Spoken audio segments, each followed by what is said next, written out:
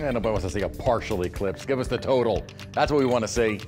We'll have to wait some time. And everyone that I heard viewing it and under the totality when the sun is completely covered said it's just an awesome experience. And I know a lot of folks here went over to Texas, and thankfully they got enough of the clearing of the skies to see that, but also that darkness that comes with it. Really cool. We unfortunately didn't see much of the partial eclipse here with the cloud cover, and also added to it some showers and thunderstorms earlier. Decent little thunderstorm below severe limits just to the north of Kentwood. Looks like it's going to stay generally north of the city, as most of that is lifting further into Mississippi. But Tylertown could get in on some of that thunderstorm activity. Elsewhere, we're going to stay mostly dry for the rest of the night. Cloudy skies at 72-degree temperature. Dew point is 68, so that is not going to allow the temperature to drop a whole lot more than it is right now, and we'll likely start out the day tomorrow in the upper 60s and lower 70s. Not too far from where the temperatures are at the moment. Not sure why my dew points aren't showing up, but the dew points are high. We're back into the 60s and even some low 70s, and light winds.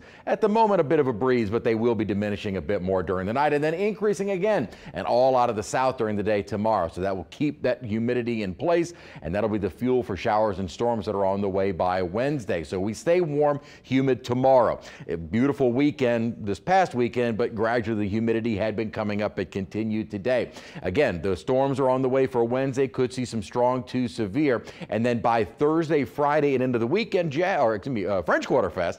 Not Jazz Fest yet, that's coming up, but French Quarter Fest is coming up, and the weather is going to be perfect for that. Here's what's happening right now. Most of the storms have been lifting a bit farther to the north, so North Louisiana moving into Arkansas. That's where the bulk of any activity will remain through the night tonight. For us, we will stay dry. This is all in association with an upper disturbance, which is out to our west, but you can see the instability and the firing up of the showers and thunderstorms here.